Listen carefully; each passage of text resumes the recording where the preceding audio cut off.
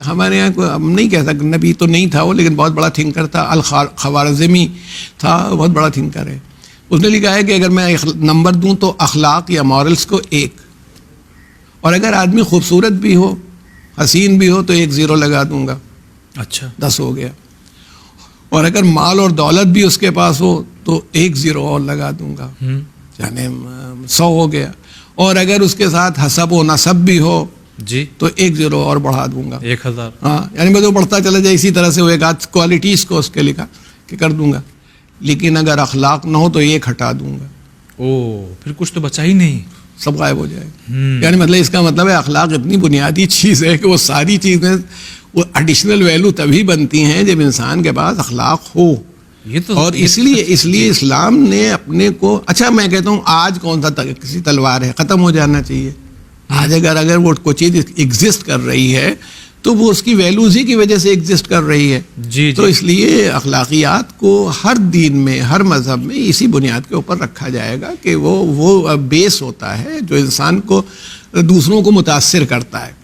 تو اس پر کیا کہیں گے؟ جو بات آ ہی گئی ہے تو اکثر سماج میں ہم نے یہ محسوس کیا ہے کہ جتنا زور نماز پڑھو، روزہ رکھو، مسجد بنواؤ، آ جاؤ، اتنا یا بہت کم زور اخلاقیات پر ہوتا ہے سماج میں. کیوں؟ دیکھیے ایک چیز یہ ہے کہ لوگ یہ نہیں سمجھتے کہ نماز کیوں پڑھی جاتی ہے. دیکھیے نماز کی جو قرآن مجید نے کہا ان الصلاۃ تنہا عن الفحشاء والمنکر، بے شک نماز جو ہے انسان کو فحشا سے، برائی سے، منکر سے، جو منع ہیں جن چیزیں ان سے روکتی ہے. بھئی ابھی نماز ہی پڑھا، ایسے نمازی بھی ملتے بھی نماز پڑھ کے نکلے باہر گالیاں بک رہے ہیں. اب اللہ کے رسول نے کیا فرمایا؟ جو گالیاں بکنے والا ہے وہ جنتی نہیں ہو سکتا. سباب جو ہے جو گالی بکنے والا، اس لیے تو کم سے کم مسلمانوں کو تو اس کا خیال کرنا ہی چاہیے کہ اللہ کے رسول نے فرمایا یوں بھی. اچھا گالیاں بکنے والے بھی عجیب ہوتے ہیں، گالی بکنے وہ میز سے ٹھوکر لگ گئی اس سے تمام رشتے بنا رہے ہیں، میز کو گالیاں دے رہے ہیں، بجلی چلی گئی ہے بجلی گالی دے رہے ہیں، نل میں کوئی پرابلم آ گئی ہے، یہ تو یعنی یہ ہے بے وجہ گرمی زیادہ ہے آپ ہیں کر رہے. تو یہ آپ اپنی زبان گندی کرتے، پھر آپ اس سے چاہتے ہیں کہ اللہ کی جو حمد کریں اور جو مناجات کریں وہ چلی جائے، قبول ہو جائے گا. ایسا کیسے ہو جائے گا؟ تو اچھا روزہ کیوں رکھوایا گیا؟ روزہ دیکھیے یا ایھا الذین آمنوا کتب علیکم الصیام کما کتب علی الذین من قبلکم، اے ایمان لانے والو تمہارے لیے روزے ویسے ہی فرض کیے گئے جیسے تاکہ تم شاید متقی ہو جاؤ، پرہیزگار بن جاؤ. اچھا پرہیزگار بنو گے تو کیسے ہوگا؟ بغیر اخلاق کے تم پرہیزگار بن جاؤ گے.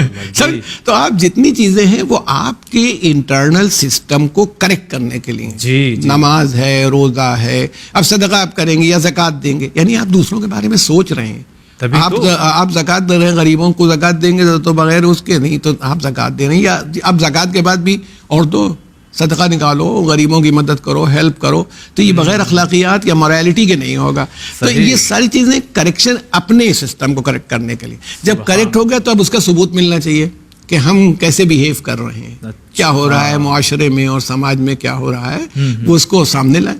تو جب سامنے لائیں گے تو اپنے آپ ہی وہ چیز آ جائے گی. یعنی جو زور ہے وہ اس کے کریکشن میں میں یہ کہہ رہا ہوں، طبیعت خراب ہو گئی ایک آدمی کی، بیمار پڑا ہوا ہے، بہت کمزور ہو گیا ہے، تو ڈاکٹر کیا کرتا ہے؟ دوا دے گا، غذا دے گا، اس کو ٹھیک کرے گا. اچھا کیوں ٹھیک کیا ہے؟ کہ بستر پر پڑا رہے. اب ٹھیک کیا کہ اب چلے پھرے، کام کرے، یہ کرے. تو ویسے ہی جو انٹرنل سسٹم تھا اسلام کی عبادتیں جو تھیں وہ ہمارا انٹرنل سسٹم تھا، اس نے ہمیں کریکٹ کر دیا. اب ہمیں کریکٹ کر دیا تو ثبوت ملنا چاہیے کہ ہم کیسے ہیں اور ہمارا طریقہ کیا ہے لوگوں کے ساتھ. اب نماز ہی کا آپ نے لیا، جماعت کی نماز میں آؤ. جماعت کی نماز سے فائدہ کیا ہوگا؟ سینکڑوں لوگوں سے ملو گے تو کیسے سلام ہوگا، کیسے ان سے مزاج پرسی ہوگی، مصافحہ کرنے کے ثواب ہیں. اگرچہ آج کل مان لیجیے کووڈ کی وجہ سے منع کر دیا ہو کہ مستحب ہے مصافحہ کرنا، لیکن اگر خطرہ ہے تو نہ کریں، ٹھیک ہے. لیکن کہنا یہ ہے کہ مصافحہ کرنا ہے، مزاج پوچھنا ہے. آپ نے اتنے لوگوں سے ملے تو آپ نماز پڑھنے گئے جماعت میں، کیا حکم ہے کہ نماز جماعت میں جو جتنا داہنی صف والوں کا ثواب زیادہ ہوتا ہے، کوشش کر کے داہنی میں پلٹے. جو جتنا قریب ہوتا ہے امام جماعت سے پہلے پہنچے گا تبھی قریب ہوگا. لیکن اگر کوئی آگے بیٹھا ہوا ہو اور وہ پیچھے والے کو جگہ دے دے کہ بھئی یہ مومن آیا ہے تو اس سے زیادہ ثواب کا مستحق قرار پا جاتا ہے.